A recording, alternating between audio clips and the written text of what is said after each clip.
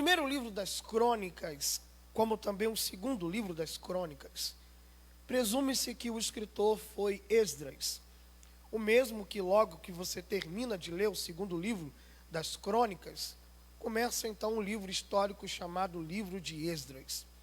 Esse homem foi um sacerdote, como também um escriba, que viveu um período final de cativeiro, e vivendo esse período final de cativeiro, Esdras teve a alegria, dentre aqueles que sonhavam, de regressar para Jerusalém e estar juntamente com outros homens conhecidos na história bíblica, como Ageu, como Zorobabel, Josué, que em cada um teve uma função e uma habilidade. É interessante que tanto o primeiro livro das Crônicas, como também o segundo livro das Crônicas, você não vai encontrar um texto sequer mostrando que houve uma inspiração divina, ou uma revelação divina, ou uma ordem divina, como você vê em Juízes, capítulo de número 6. Enquanto Gideão malhava o trigo no lagar, aparece um anjo do Senhor dando uma ordem para ele e dizendo: tu és varão valoroso, porque o Senhor é contigo. Você percebe que há uma manifestação do sobrenatural para impulsionar Gideão a ir para o campo de batalha. Como da mesma forma, em Josué capítulo de número 1, enquanto Josué está preocupado em como substituir a Moisés, aparece um ser espiritual, vestido de armadura, com a espada desembainhada, dizendo para Josué: tente bom ânimo, ou seja, vá em frente, não pare, o Senhor será contigo. Da mesma forma que foi com o seu servo Moisés, seu senhor Moisés. Não há nenhuma manifestação divina, nem para Esdras, nem para Neemias, muito menos para Zorobabel. Esses três que eu citei, eles têm algo muito em comum. O que esses três personagens bíblico e histórico têm em comum? Neemias, como Esdras e Zorobabel, fizeram uma grande reforma, iniciaram uma grande obra. Neemias você conhece, restaurou portas, restaurou muros, mas quando você lê o capítulo 1, capítulo 2 de Neemias, não existe uma ordem de Deus dizendo: desce, vai a Jerusalém ao seu povo, que está sofrendo, padecendo, em crise, e restaura as brechas que o inimigo tem aberto. Não, ele simplesmente jejua, e a única coisa que Deus faz através do jejum e da oração de Neemias, o que foi? Tocar no coração do rei e entrar com toda a providência. Opa, alguém já está dando glória a Deus. Da mesma forma, Zorobabel, como Josué e Ageu, não há uma ordem de Deus dizendo: vai, restaura o templo. Mas você percebe que eles se impõem a voltar ao cativeiro em restaurar o templo, e não consegue. O povo desanima, 16 anos desanimado, só se preocupando com casa, e aí Deus levanta Ageu e diz: vocês estão nessa porque quer.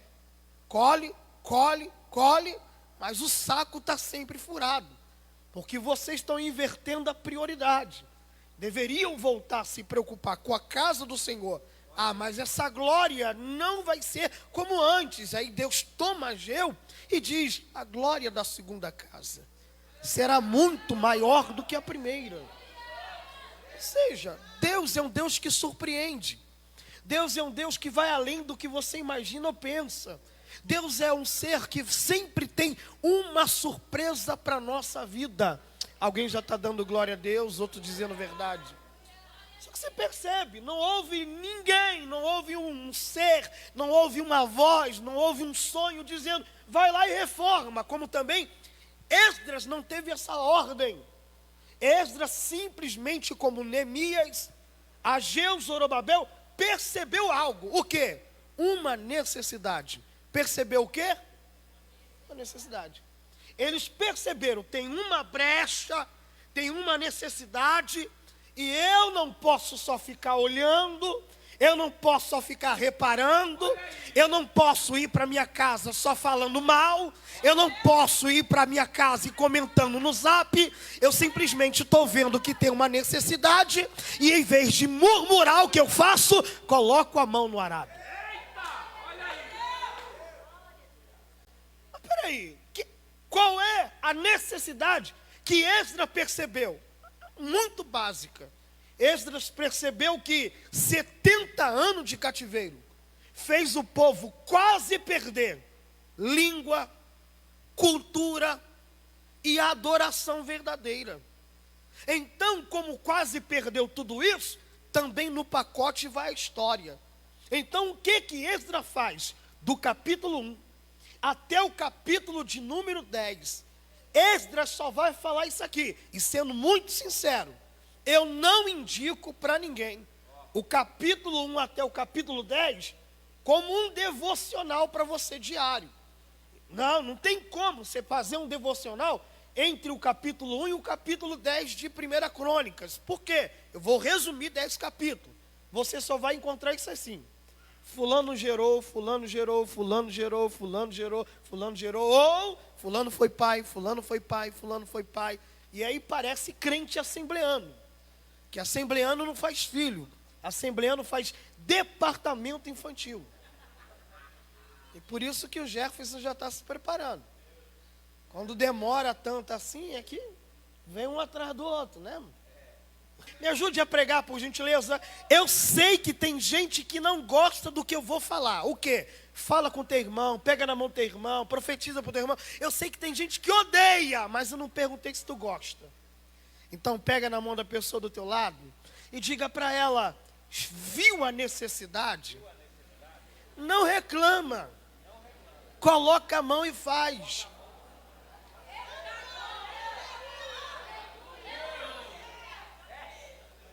Ah, tem gente que é assim, pastor. Se fosse eu no lugar, faria assim, assim, assim, faria nada.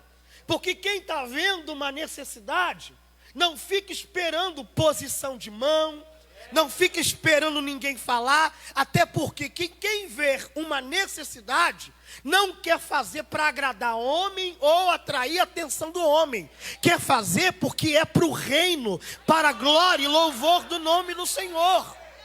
Ah, isso é serviço de diácono. Ah, peraí, camarada, só porque você agora é presbítero, evangelista, você não pode fazer esse trabalho tão simples? Vai quebrar sua mão? Você está vendo a necessidade, passou do lado e ainda diz: não é meu trabalho. Mas peraí, obreiro que é obreiro, não interessa qual é o cargo, é obreiro, é para servir, pronto e acabou. Eu digo bato no peito, eu acho interessante obreiros que são consagrados para servir a sua igreja, cujo pastor sentou, conversou e disse: vejo uma chamada de Deus em você. Deus tem algo com você nesta igreja. Aí o camarada olha para o pastor e diz: conta comigo. Mas quando é o Corinthians, Palmeiras jogando,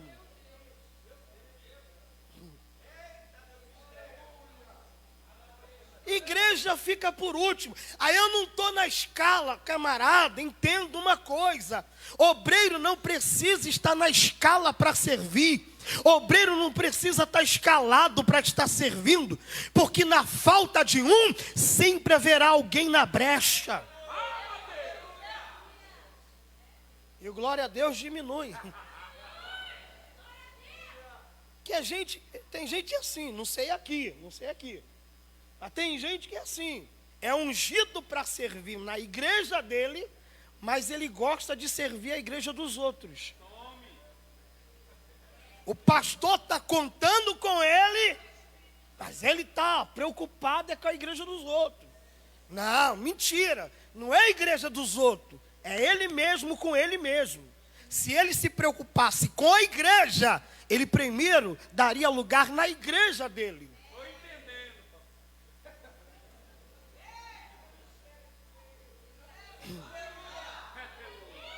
Glória a Deus.